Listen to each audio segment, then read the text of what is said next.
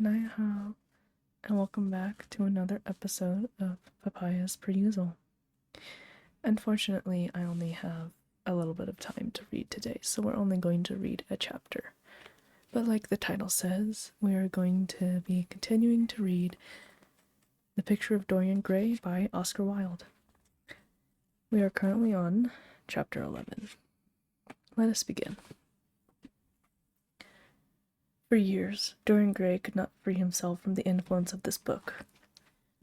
Or perhaps it would be more accurate to say that he never sought to free himself from it. He procured from Paris no less than 9 large paper copies of the first edition, and had them bound in different colors, so that they might suit his various moods and the changing fancies of nature over which he seemed, at times, to have almost entirely lost control. The hero, the wonderful young Parisian, in whom the romantic and the scientific temperaments were so strangely blended, became to him a kind of prefiguring type of himself. And indeed, the whole book seemed to him to contain the story of his own life, written before he had lived it. In one point, he was more fortunate than the novel's fantastic hero.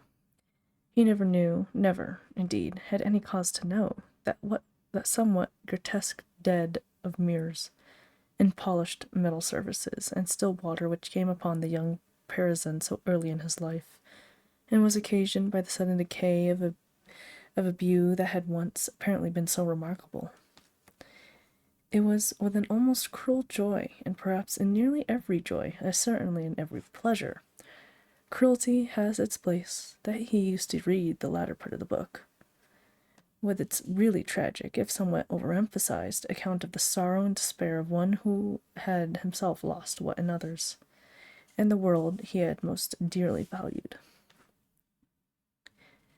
For the wonderful beauty that had so fascinated Basil Hallward and many others beside him seemed to never leave him. Even those who had heard the most evil things against him, and from time to time strange rumors about his mode of life crept through London and became the chatter of the clubs, could not believe anything to his dishonor when they saw him. He had always the look of one who had kept himself unspotted from the world. Men who had talked grossly became silent when Dorian Gray entered the room. There was something in the purity of his face that rebuked them. His mere presence seemed to recall them the memory of the innocence that they had tarnished. They wondered how one so charming and graceful as he was could have escaped the stain of an age that was at once sordid and sensual. Often, on returning home from one of those mysterious and prolonged absences that gave rise to such strange conjecture among those who were his friends, or thought that they were so, he himself would creep upstairs to the locked room, open the door with the key that never left him now, and stand, with a mirror, in front of the portrait that Basil Hallward had painted of him. Looking now at the evil and aging face on the canvas, and now at the fair young face that laughed back at him from the polished glass, the very sharpness of the contrast used to quicken his sense of pleasure. He grew more and more enamored of his own beauty, more and more interested in the corruption of his own soul. He would examine with minute care, and sometimes with a monstrous and terrible delight, the hideous lines that seared the wrinkling forehead or crawled around the heavy, sensual mouth, wondering sometimes which were the more horrible, the signs of sin or the signs of age. He would place his white hands beside the coarse, bloated hands of the picture and smile. He mocked the misshapen body and the failing limbs. There were moments, indeed, at night when, lying sleepless in his own delicately scented chamber, or in this sordid room of the little ill-framed tavern near the docks, which, under an assumed name and in disguise, it would be his habit to frequent, he would think of the ruin he had brought upon his soul with a pity that was all the more poignant because it was purely selfish. But moments such as these were rare. That curiosity about life which Lord Henry had first stirred in him as they sat together in the garden of their friend seemed to increase with gratification. The more he knew, the more he desired to know. He had mad hungers that grew more ravenous as he fed them. Yet he was not really reckless, at any rate in his relation to society. Once or twice every month during the winter, and on each Wednesday evening while the season lasted, he would throw open to the world his beautiful house and have the most celebrated musicians of the day to charm his guests with the wonders of their art.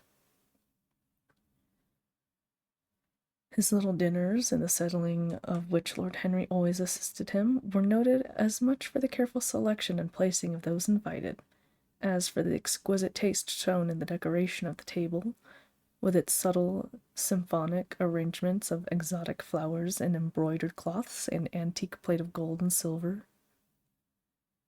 Indeed, there were many, especially among the very young men, who saw, or fancied that they saw, in Dorian Gray the true realization of a type of which they had often dreamed in Eton or Oxford days. A type that was to combine something of real culture of the scholar with all the grace and distinction and perfect manner of a citizen of the world. To them he seemed to be of the company of those whom Dante described as having sought to make themselves perfect by the worship of beauty. Like Gaudier, he was one for whom the visible world existed. And certainly to him life itself was the first, the greatest of all arts, and for all the other arts seemed to be but a preparation. Fashion by which what is really fantastic becomes for a moment universal. And dandyism, which, in its own way, is an attempt to assert the absolute modernity of beauty, had, of course, their fascination for him.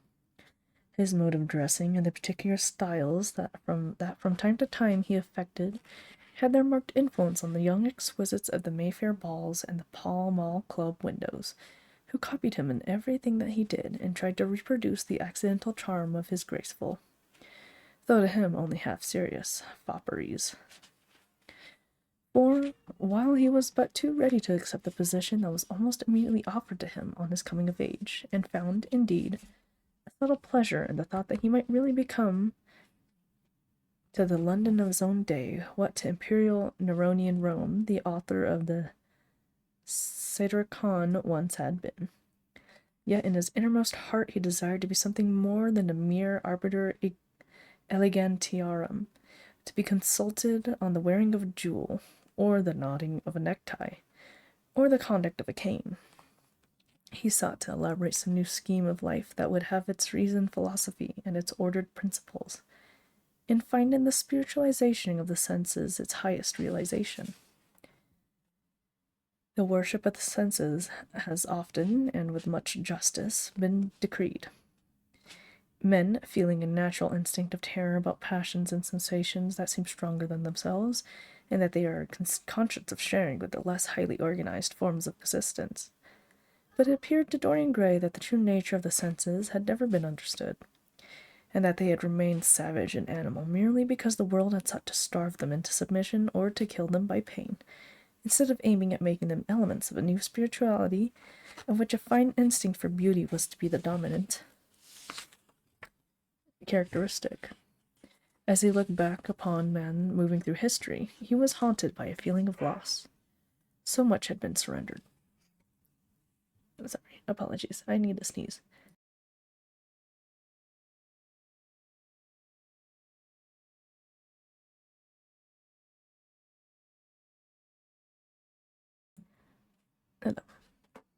Oh, my bookmark has fallen down. Okay. As I look back upon man moving through... Oh, I already read that. So much has been surrendered, and to such little purpose. There had been mad, willful rejections, monstrous forms of self-torture and self-denial, whose origin was fear, and whose result was a degradation infinitely more terrible than that fancied degradation from which, in their ignorance, they had sought to escape. Nature, in her wonderful irony, driving out the anchorite to feed with the wild animals of the desert, and giving to the hermit the beasts of the field as his companions. Yes, there was to be, as Lord Henry had prophesied, a new hedonism that was to recreate life and to save it from that harsh, uncomely puritanism that is having, in our own day, its curious revival. It was to have its service of the intellect, certainly. Yet it was never to accept any theory or system that would involve the sacrifice of any mode of passionate experience. Its aim, indeed, was to be experience itself, and not the fruits of experience, sweet or bitter as they might be. Of the aestheticism that deadens the senses, as of the vulgar profligacy that dulls them, it was to know nothing. But it was to teach man to concentrate himself upon the moments of a life that is but itself a moment. Oh my goodness. Putting myself to sleep again. I don't know why I do this so late at night. There are a few of us who have not sometimes weakened before dawn.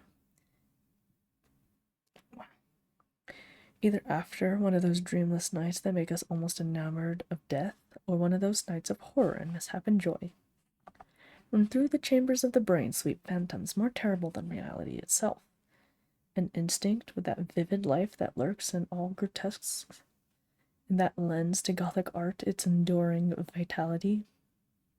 This art being, one might fancy, especially the art of those whose minds have been troubled with the malady of reverie. I think it's reverie. Gradually, white fingers creep through the curtains, and they appear to tremble. In black, fantastic shapes, dumb shadows crawl into the corners of the room and crouch there. Outside, there is the stirring of birds among the leaves, or the sound of men going forth to their work, or the sigh and sob of the wind coming down from the hills and wandering round the silent house, as though it feared to wake the sleepers, and yet must needs call forth sleep from her purple cave. Veil after veil of thin dusky gauze is lifted, and by degrees the forms and colors of things are restored to them. And we watch them, remarking the world in its antique pattern. The wan mirrors get back their mimic life. The flameless tapers stand where we had left them, and beside them lies the half-cut book that we had been studying, or the wired flower that we had worn at the ball, or the letter that we had been afraid to read, or that we had read too often.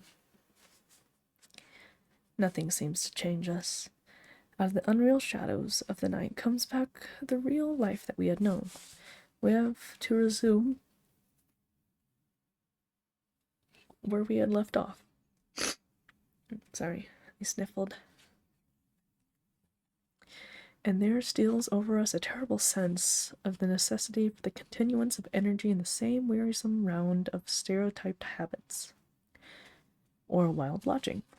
It may be that our eyelids might open some morning upon a world that had been refashioned anew in the darkness for our pleasure, and a world in which things would have fresh shapes and colors, and be changed or have other secrets, or a world in which the past would have little or no place, or survive at any rate, in no conscious form of obligation or regret, the remembrance even of joy having its bitterness and the memories of pleasure their pain.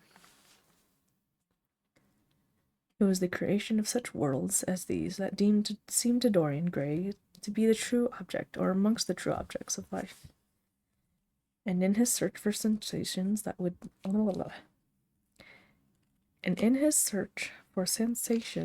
be at once new and delightful and possess that element of strangeness that is so essential to romance, he would often adopt certain modes of thought that he knew to be really alien to his nature, abandon himself to their subtle influences, and then, having, as it were, caught their color and satisfied his intellectual curiosity, leave them with that curious indifference that is not incomparable with real ardor of temperament, and that, indeed, according to certain modern psychologists, is often a condition of it.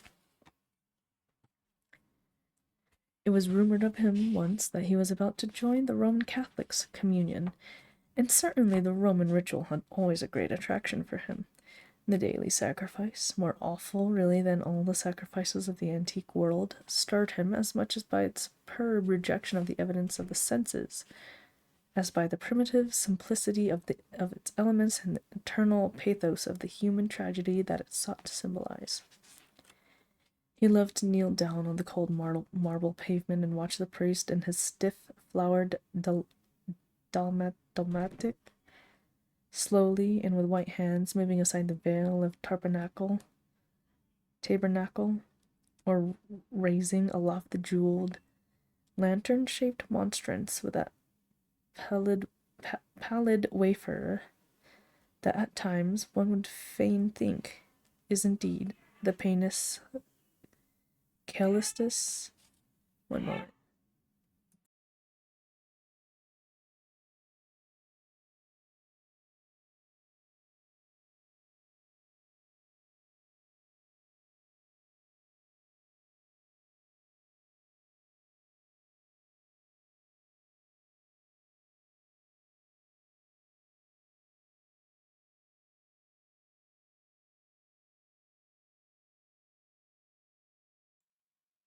Is indeed the Panis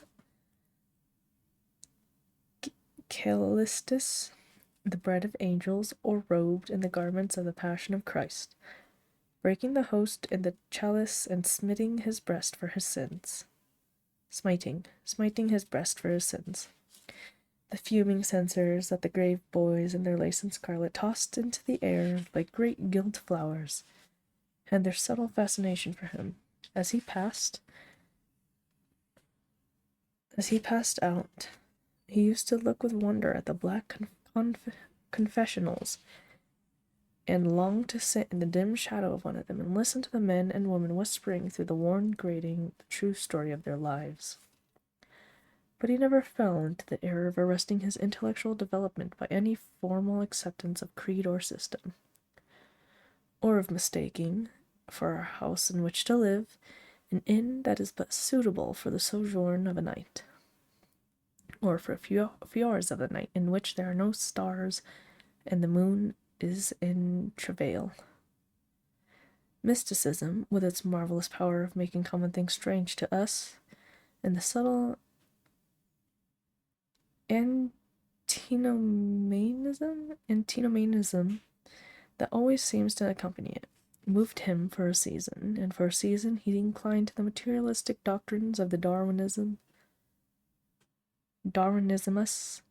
movement in Germany, and found a curious pleasure in tracing the thoughts and passions of men to some pearly cell in the brain, or some white nerve in the body, delighting in the conception of the absolute dependence of the spirit on certain physical conditions, morbid or healthy, normal or diseased, yet as had been said of him before, no theory of life seemed to him to be of any importance compared with life itself.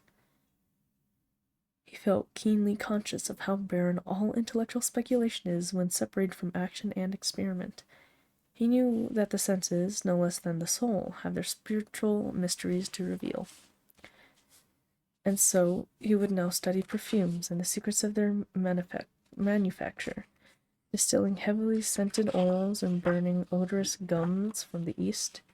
He saw that there was no mood for the mind that had not its counterpart in the senseless life, and set himself to discover their true relations, wondering what there was in frankincense that made one mystical, and in ambergris that stirred one's passions, and in violets that woke the memory of dead romances, and in musk that troubled the brain, and in champak that stained the imagination, and seeking often to elaborate a real psychology of perfumes, and to estimate the several influences of sweet-smelling roots and senses, pollen-laden flowers, of aromatic balms, and of dark and fragrant woods, of spikenard that sickens, of Hovinia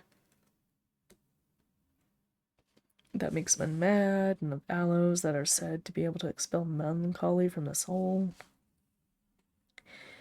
At another time he devoted himself entirely to music, and in a long latticed room latticed, in a long latticed room with a vermilion and gold ceiling and walls of olive green lacquer.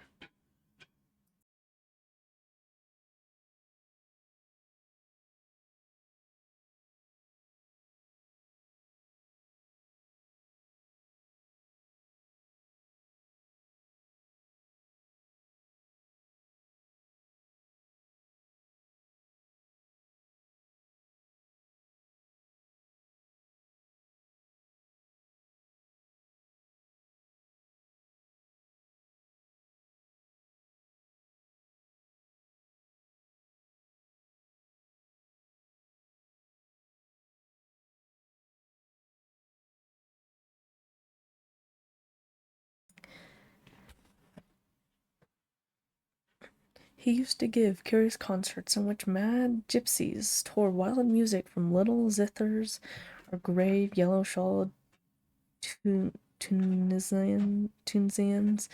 plucked at the strange strings of monstrous lutes, while grinning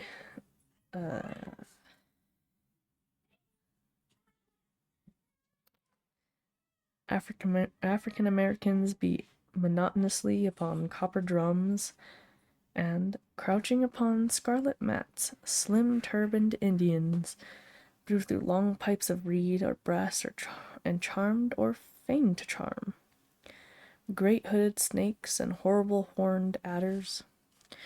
The harsh intervals and shrill discords of barbaric music stirred him at times when Schubert's grace and the Chopin's beautiful sorrows and the mighty harmonies of Beethoven himself fell unheeded on his ear. He collected together from all parts of the world the strangest instruments that could be found, either in the tombs of the dead nations or among the few savage tribes that have survived contact with Western civilizations and loved to touch and try them. He had the mysterious Jurupyrus of the Rio African American Indians that women are not allowed to look at, and that even youths may not see until they have been subjected to fasting and scourging, and the earthen jars, the Peruvians that have the shrill cries of birds, and flutes of human bones, such as Alfonso de Ovalle, heard in Chile, and the sonorous green jaspers that are found near Cuzco and give forth a note of singular sweetness. He had painted gourds filled with pebbles that rattled when they were shaken, the long clarion of the Mexicans, into which the performer does not blow, but through which he inhales air, the harsh tour of the Amazon tribes that is sounded by the sentinels who sit all day long in high trees and can be heard, it is said, at a distance of 3 leagues. The Teponazitli, that has 2 vibrating tongues of wood and is beaten with sticks that are smeared with an elastic gum obtained from the milky juices of plants. The yoltobells of the Aztecs that are hung in clusters like grapes, and a huge cylindrical drum covered with the skins of great serpents like the one that Bernal Diaz saw when he went with Cortez into the Mexican temple, and of whose doleful sound he has left us so vivid a description. The fantastic character of these instruments fascinated him, and he felt a curious delight in the thought of that art, like nature, has her monsters, things of bestial shape and with hideous voices. Yet after some time he wearied of them, and would sit in his box at the opera, either alone or with Lord Henry, listening in rapt pleasure to Tannhauser, and seeing the prelude to the great work of an art, a presentation of the tragedy of his own soul. On one occasion he took up the study of jewels, and appeared at a costume ball as Annie de Joyeuse, Admiral of France, in a dress covered with 560 pearls. This taste enthralled him for years, and indeed many may be said never to have left him. He would often spend a whole day settling and resettling into their cases The various stones that he had collected, such as the olive green Shersberil that turns red by lamplight, the cymophane with its wire-like line of silver, the pistachio-colored peridot, rose-pink and wine-yellow topazes, carbuncles of fiery scarlet with tremulous four-rayed stars, flame red cinnamon stones, orange and violet spinels, and amethysts with their alternate layers of ruby and sapphire. He loved the red gold of the sunstone, and the moonstone's pearly whiteness, and the broken rainbow of the milky opal.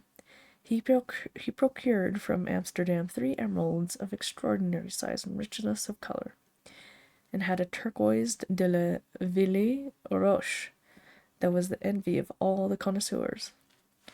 He discovered wonderful stories, also, about jewels. In Alfonso's Clericalis Disciplinia, a serpent was mentioned with eyes of real jacinth, and in the romantic history of Alexander, the conqueror of Emathia,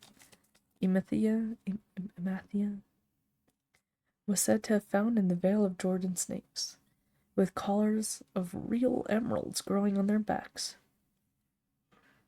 There was a gem in the brain of the dragon, Philostratus told us. And by the exhibition of golden letters and a scarlet robe, the monster could be thrown into a magical sleep and slain. According to the great alchemist Pierre de Boniface, the diamond rendered a man visible, and the agate of India made him eloquent.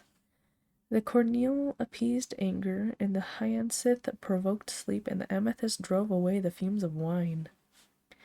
The garnet cast out demons, and the hydropicus deprived the moon of her color. The celanti waxed and waned with the moon, and the melochius that discovers thieves could be affected only by the blood of kids. Leonardus Camillus had seen a white stone taken from the brain of a newly killed toad that was a certain antidote against poison. The bezoar that was found in the heart of the Arabian deer with a charm that could cure the plague. In the nests of Arabian birds was the aspilates that, according to Democritus, kept the wearer from any danger by fire. The king of Ceylon rode through his city with large ruby in his hand as the ceremony of his coronation. The gates of the palace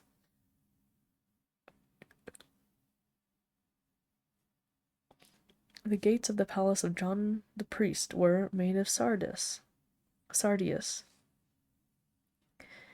with the horn of the horned snake inwrought, so that no man might bring poison within. Over the gable were 2 golden apples, in which were 2 carbuncles. Oh my goodness, carbuncles, so that the gold might shine by day and the carbuncles by night. In Lodge's strange romance, A Margaret of America, it was stated that in the chamber of the queen one could behold all the chastity ladies of the world, encased out of silver, looking through the fair mirrors of chrysolites, carbuncles, sapphires, and green emeralds. Marco Polo had seen the inhabitants of Zipangu place rose-colored pearls in the mouths of the dead. A sea monster had been enamored of the pearl that the diver brought to King Perozes, and had slain the thief and mourned for 7 moons over its loss. When the Huns lured the king into the great pit, he flung it away. Procopius tells the story, nor was it ever found again, though the Emperor Anastasius offered 500 weight of gold pieces for it. The king of Malabar had shown to a sort of Venetian a rosary of 304 pearls, one for every god that he worshipped. When the Duke de Valentinois, son of Alexander the Sixth, visited Louis the 12th of France. His horse was loaded with gold leaves, according to Brantome, and his cap had double rows of rubies that grew out of great light. Charles of England had ridden in its stirrups hung with 421 diamonds. Wow. Richard II had a coat, valued at 30,000 marks, which was covered with balass rubies. Hall described Henry VIII on his way to the Tower previous to his coronation as wearing a jacket of raised gold, the placard embroidered with diamonds and other rich stones, and a great baldric about his neck of large palaces. The favorites of James I wore earrings of emeralds set in gold filigrane. Edward II gave to Piers Graveston a suit of red gold armor studded with jacinths, a collar of gold roses set with turquoise stones, and a skull cap parsemé with pearls. Henry II wore jeweled gloves reaching to the elbow, and a hawk glove sewn with 12 rubies and 52 great orients. The ducal hat of Charles the Rash, the last Duke of Burgundy of his race, was hung with pear-shaped pearls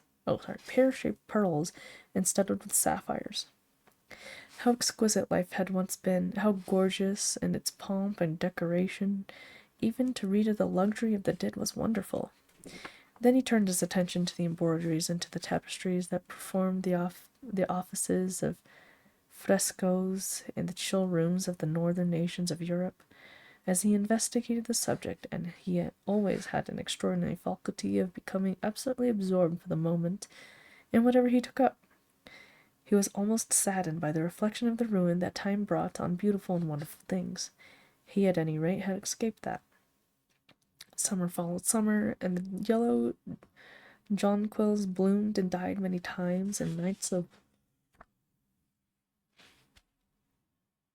horror repeated the story of their shame. But he was unchanged. No winter marred his face or stained his flower-like bloom. How different it was with material things. Where had they passed to? What was the great crocus-colored robe on which the gods fought against the giants that had been worked by brown girls for the pleasure of Athena? Where the huge velarium that Nero had stretched across the Colosseum at Rome, that Titan's sail of purple on which was represented the starry sky, and Apollo driving a chariot drawn by white gilt-reined steeds? He longed to see the curious table napkins wrought for the priest of the sun, on which were displayed all the dainties and the viands that could be wanted for a feast. The mortuary cloth of King Chilperic, with its 300 golden bees, the fantastic robes that excited the indignation of the Bishop of Pontus and were figured with lions, panthers, bears, dogs, forests, rocks, hunters, all, in fact, that a painter can copy from nature. And the coat that Charles of Orleans once wore, on the sleeves of which were embroidered the verses of a song beginning, Madame je suis tous joyeux, the musical accompaniment of the words being wrought in gold thread, and each note of square shape in those days formed with 4 pearls. He read of the room that was prepared at the palace at Remus for... Oh, sorry. I sniffled. He read of the room that was prepared at the palace at Remus for the use of Queen Joan of Burgundy, and was decorated with 1,321 parrots, made embroidery and blazoned with the king's arms, and 561 butterflies, whose wings were similarly ornamented with the arms of the queen, the whole worked in gold. Catherine de Medicis had a morning bed made for of black velvet powdered with crescents and suns. Its curtains were of damask, with leafy wreaths and garlands figured upon a gold and silver ground, and fringed along the edges with broideries of pearls, and it stood in a room hung with rows of the queen's devices and cut black velvet upon cloths of silver. Louis XIV had gold embroidered. Oh my goodness! Had gold embroidered carriades 15 feet high in his apartment. The state bed of Sobieski, king of Poland, was made of Cimarron gold brocade embroidered in turquoises with verses from the Koran. Its supports were of silver gilt, beautifully chased, and profusely set with enameled and jeweled medallions. It had been taken from the Turkish camp before Vienna, and the standard of Mohammed had stood beneath the tremulous gilt of its canopy. And so, for a whole year, he sought to accumulate the most exquisite specimens that he could find of textile and embroidered work, getting the dainty Delhi muslins, finely wrought with gold thread palmates and stitched over with iridescent beetles' wings, the Dhaka gauzes that from their transparency are known in the East as woven air.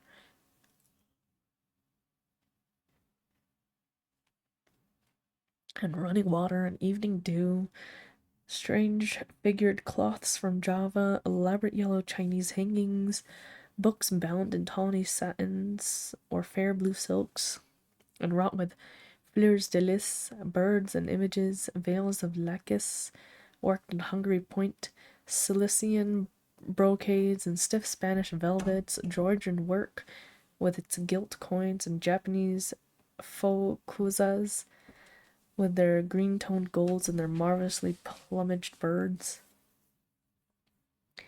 He had a special passion also for ecclesiastical vestments, as indeed he had for everything connected with the service of the church. In the long cedar chest that lined the west gallery of his house, he had stored away many rare and beautiful specimens of what is really the raiment of the bride of Christ, who must wear purple and jewels and fine linen that she may hide the pallid, macerated body that is worn by the suffering that she seeks for and wounded by self-inflicted pain. He possessed a gorgeous cope of crimson silk and gold thread damask, figured with a repeating pattern of golden pomegranates set in 6-petaled formal blossoms, beyond which, on either side, was the pineapple device wrought in seed pearls.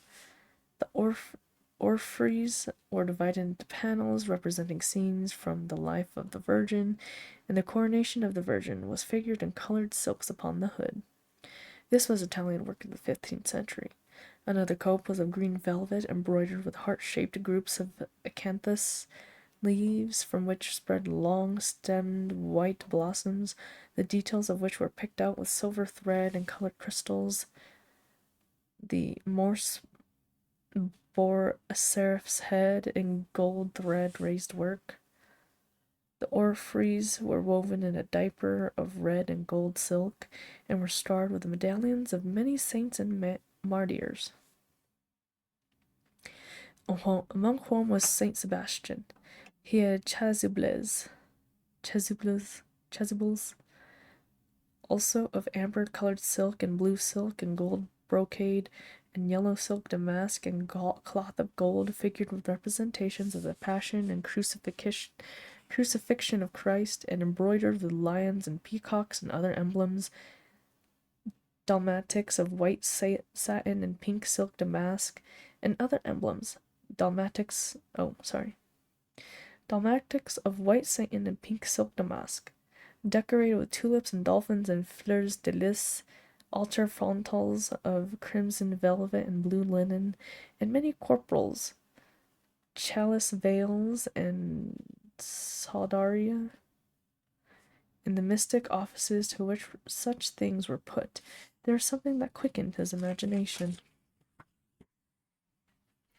For these treasures and everything that he collected in his lovely house were to be him means of forgetfulness, modes by which he could escape for a season from the fear that seemed to him at times to be almost too great to be borne.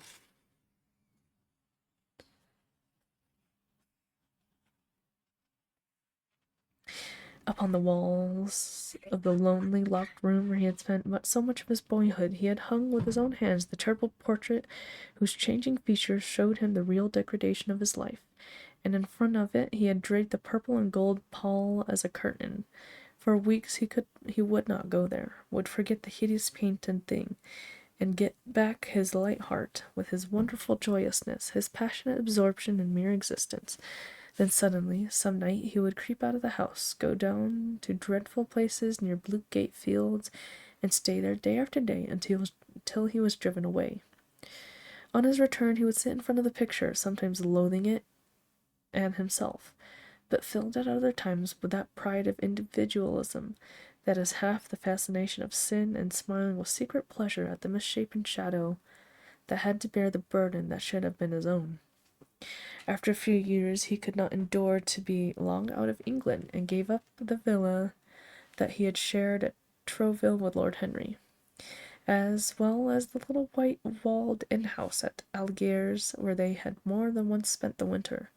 He hated to be separated from the picture that was such a part of his life, and was also afraid that during his absence some one might gain access to the room, in spite of the elaborate bars they had caused to be placed upon the door. He was quite conscious that this would tell them nothing. It was true that the portrait still preserved, under all the foulness and ugliness of the face, its marked likeness to himself. But what could they learn from that? He would laugh at anyone who tried to taunt him. He had not painted it. Was it to show him how vile and full of shame it looked? Even if he told them, would they believe it? Yet he was afraid. Sometimes when he was down at his great house in Nottinghamshire, entertaining the fashionable young men of his own rank, who were his chief companions, and astounding the county by the waxen luxury and the gorgeous splendor of his mode of life, he would suddenly leave his guests and rush back to town to see that the door had not been tampered with, and that the picture was still there. What if it should be stolen? The mere thought had made him cold with horror. Surely the world would know his secret then. Perhaps the world already suspected it. For, while he fascinated many, there was not a few who distrusted him. He was very nearly blackballed at a West End club of which his birth and social position fully entitled him to become a member, and it was said that on one occasion, when he was brought by a friend into the smoking room of the Churchill, the Duke of Berwick and another gentleman got up in a marked manner and went out. Curious stories became current about him after he had passed his 25th year. It was rumored that he had been seen brawling with foreign sailors in a low den in the distant parts of Whitechapel, and that he consorted with thieves and coiners and knew the mysteries of their trade. His extraordinary absences became notorious, and when he used to reappear again in society, men would whisper to each other in corners, or pass him with a sneer, or look at him with cold, searching eyes, as though they were determined to cover his secret. Of such insolences and attempted slights he, of course, took no notice, and, in the opinion of most people, his frank debonair manner, his charming boyish smile, and the infinite grace of that wonderful youth that seemed never to leave him, were in themselves a sufficient answer to the calumnies, for so they termed them, that was circulated about him. He was remarked, however, after a time,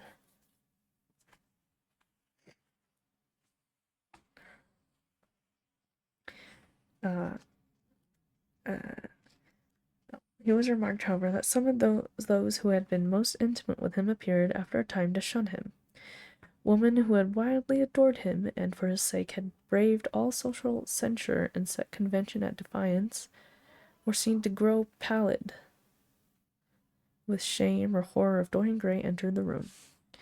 Yet these whispered scandals only increased in the eyes of many his strange and dangerous charm. His great wealth was a certain element of security.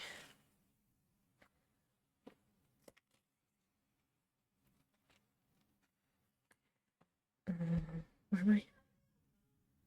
Security. Wait.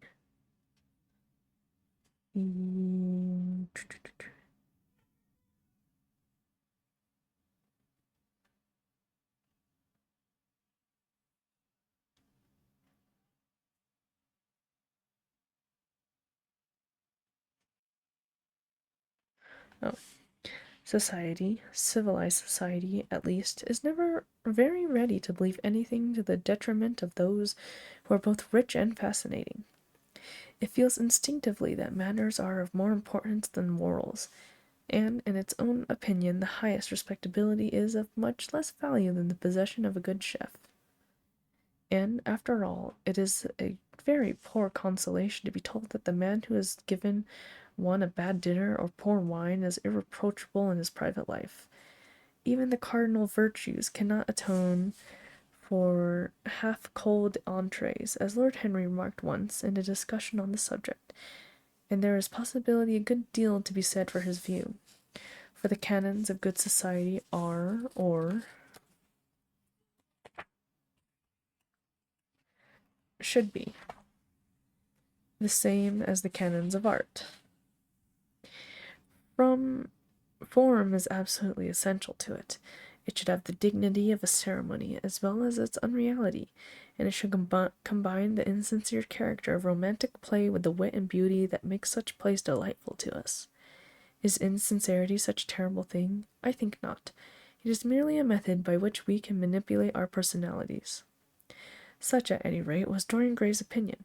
He used to wonder at the shallow psychology of those who conceive the ego in man as a thing simple, permanent, reliable, and of one essence. To him, man was a being with myriad lives and myriad sensations, a complex, multiform creature that bore within itself strange legacies of thought and passion, and whose very flesh was tainted with the monstrous maladies of the dead. He loved to stroll through the gaunt, cold picture gallery of his country house and look at the various portraits of those whose blood flowed in his veins. Here was Philip Herbert, described by Francis Osborne in his Memories and the Reigns of Queen Elizabeth and King James, as one who was caressed by the court for his handsome face, which kept him not long company. Was it young Herbert's life that he sometimes led? Had some strange poisonous grim crept from body to body till it had reached his own? Was it some dim sense of that ruined grace that had made him so suddenly, and almost without cause, give utterance in Basil Hallward's studio to the mad prayer that had been so changed in his life? Here, in gold-embroidered red doublet, jeweled surcoat, and gilt-edged ruff and wristbands, stood Sir Anthony Sherard, with his silver and black armor piled at his feet.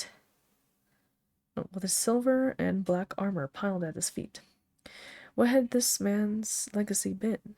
Had the lover of Giovanna of Naples bequeathed him some inheritance of sin and shame? Were his own actions merely the dreams that the dead man had not dared to realize? Here, from the fading canvas, smiled Lady Elizabeth Devereux, in her gauze hood, pearl stomacher, and pink slashed sleeves. A flower was in her right hand, and her left clasped an enamelled collar of white and damask roses. On a table by her side lay a mandolin and an apple. There were large green rosettes upon her little pointed shoes. He knew her life, and the strange stories that were told about her lovers. Had he something of her temperament in him? These oval, heavy-lidded eyes seemed to look curiously at him. What of George Willoughby? with his powdered hair and fantastic patches. How evil he looked! The face was saturnine and swarthy, and had sensual lips that seemed to be twisted with disdain. Delicate lace ruffles fell over the lean yellow hands that were so overly laden with rings. He had been a macaroni of the 18th century, and the friend in his youth of Lord Ferrars. What of the second Lord Beckenham, the companion of Prince Regent in his wildest days, and one of the witnesses at the secret marriage with Miss Fitzherbert? How proud and handsome he was, with his chestnut curls and insolent pose! What passions had he bequeathed? The world had looked upon him as infamous. He had led the orgies at Carlton House. The star of the Garter glittered upon his breast. Beside him hung the portrait of his wife, a pallid, thin-lipped woman in black. Her blood also stirred within him. How curious it all seemed! And his mother, with her Lady Hamilton face and her moist, wine-dashed lips, he knew what he had got from her. He had got from her his beauty, and his passion for the beauty of others. She laughed at him and her loose, bacchante dress. There were vine leaves in her hair, the purple spilled from the cup she was holding. The carnations of the painting had withered, but the eyes were still wonderful in their depth and brilliancy of color. They seemed to follow him wherever he went. I need to scratch my eyeball. Hold on.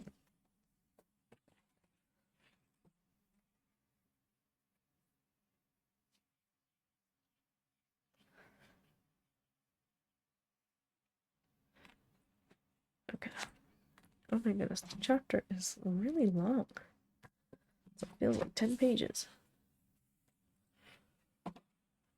Wow.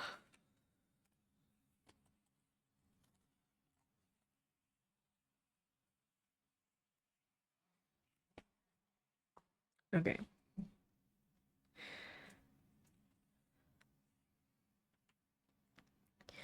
Yet one had ancestors in literature as well as in one's own race, nearer perhaps in type and temperament, many of them, and certainly with an influence of which one was more absolutely conscious.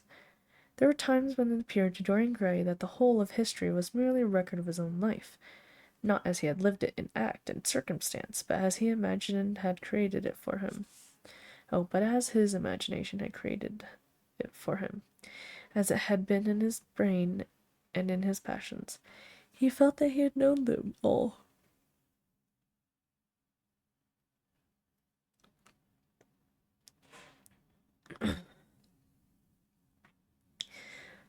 Those strange, terrible figures that had passed across the stage of the world and made sin so marvelous and evil, so full of subtlety.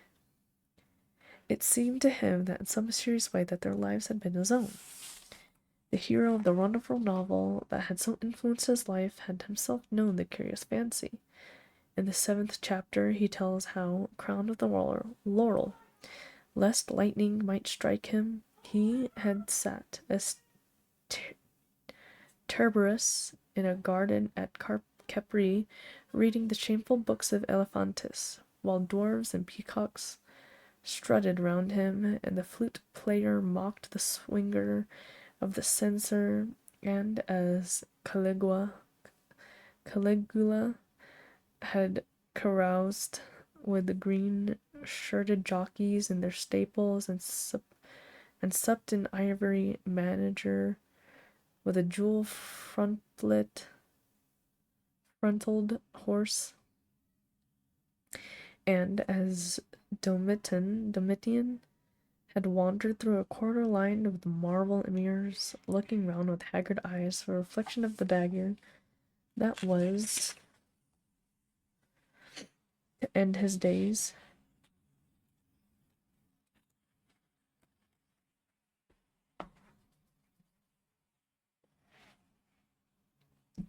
And sick with that ennui, that terrible tedium vitae that comes on those to whom life denies nothing, and had peered through a clear emerald at the red shambles of the circus and then in a litter of pearl and purple drawn by silver-shod mules, had carried through the street of pomegranates to a house of gold, and heard men crown Nero Caesars as he passed by, and as Elagabalus had painted his face with colors, and plied the distaff among the women, and brought the moon from Carthage, and given her in mystic marriage to the sun.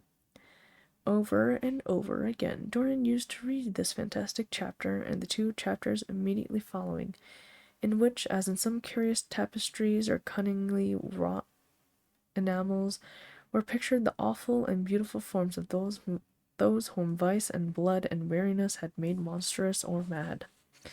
Filippo, Duke of Milan, who slew his wife, and painted her lips with a scarlet poison that her lover might suck death from the dead thing he fondled. Perito Barbi, the Venetian, known as Paul II, who sought in his vanity to assume the title of Formosus, and whose tiara, valued at 200,000 florins, was bought at the price of a terrible sin. Gian Maria Visconti, who used hounds to chase living men, and whose murdered body was covered with roses by a harlot who had loved him. The Borgia on his white horse, with fratricide riding beside him, and his mantle stained with the blood of Pedro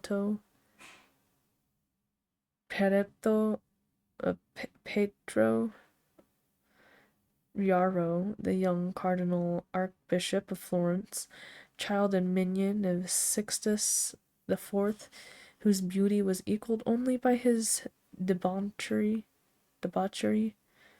and who received Leonora of Aragon in a pavilion of white and crimson silk, filled with nymphs and centaurs, and gilded a boy that he might serve at the feast as Ganymede or Hellas. Ezzelin, whose melancholy could be cured only by the spectacle of death, and who's had a passion for red blood, and as other men have for red wine, the son of the fiend, as was reported, and one who had cheated his father at dice when gambling with him for his own soul. Guillaume Battista Cibo, who in mockery took the name of innocent, and into whose torpid veins the blood of 3 lads was infused by a Jewish doctor. Sigismondo Malatesta, the lover Isata,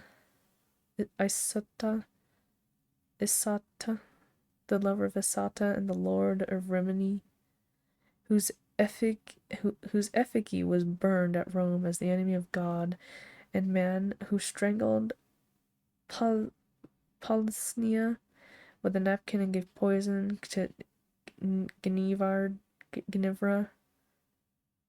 de Estate in a cup of emerald, and in honor of a shameful passion built a pagan church for Christian worship. Charles VI,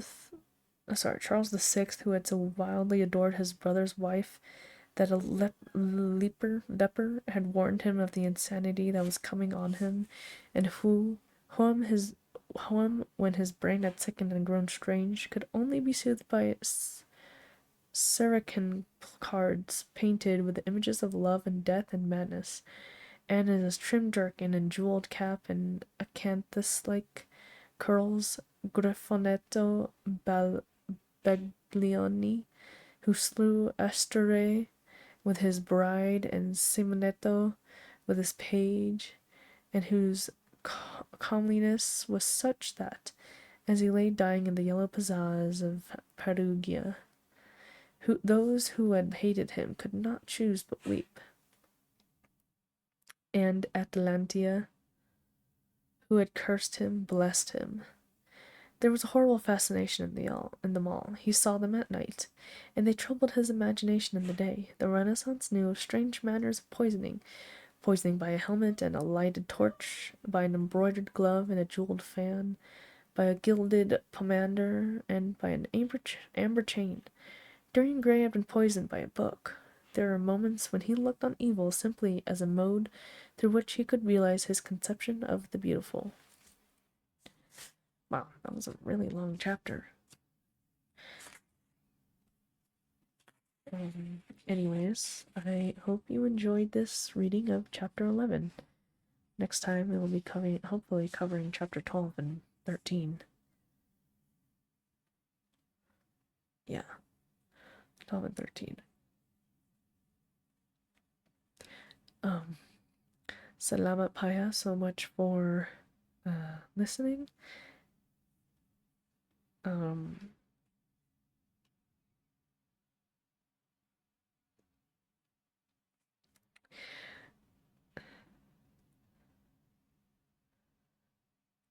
Remember to stay safe, have fun, and be kind.